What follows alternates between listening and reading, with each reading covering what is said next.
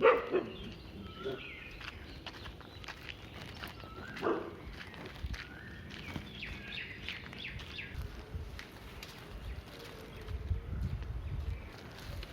ভারতবর্ষ 1947 সালে দেশ স্বাধীন হয়েছে, আজকে 2026 সাল। দেশে উন্নত হচ্ছে, উন্নত নেই। কারণ কি? কাদের জন্য? রাজনীতি নেতাদের। যত রাজনীতি নেতা আছে সব চোর, সব নিজের পকেট ভরায়।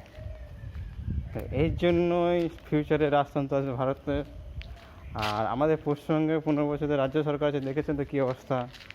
এই মুহূর্তে রাজতন্ত্র আসবে না, তার জন্য আপনাদের উচিত এই সরকারটাকে পাল্টানো উচিত। কারণ 2011 সালে তৃণমূল ক্ষমতা আসার পর কী উন্নত হয়েছে?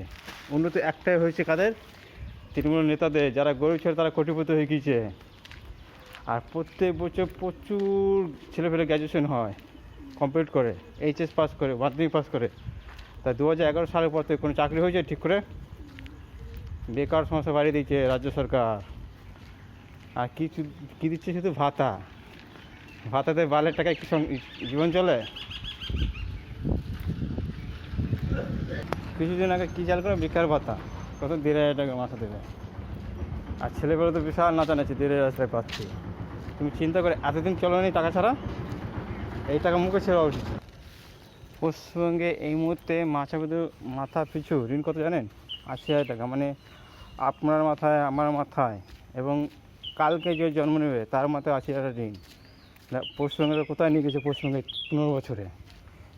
আর আমাদের কাটা বিধানসভা এমএলএ 6 বছর এমএলএ হয়ে গেছে। 6 বছর জিতাবে, আমার পাচ্ছে 3 বছর। তৃণমূল থেকে মনে হয় 2 বছর, আর তার আগে কংগ্রেস থেকে। কী করেছে আমাদের এলাকার জন্য? আর এই যে রবি চ্যাটার্জি আমাদের বিধানসভা এলাকার জন্য, জনগণের একটা ইনকাম সোর্স আনতে পেরেছে এতদিনে। এবার তার থেকে বড় কথা, একটা এমএলএ সারা জীবন কি একজনাকে এমএলএ পদ গদি নিয়ে থাকবে, আর অন্যজনকে এমএলএ হতে পারে না নাকি কাটা বিধানসভায়? আমি তো মনে করি এই বছর কাটা বিধানসভা রবি চ্যাটার্জি হারা উচিত, বহুত হয়েছে। আর যদি বাই চান্স যদি রবি চ্যাটার্জি জিতেও 5 বছর উপনির্বাচন হবে, দেখে নিও।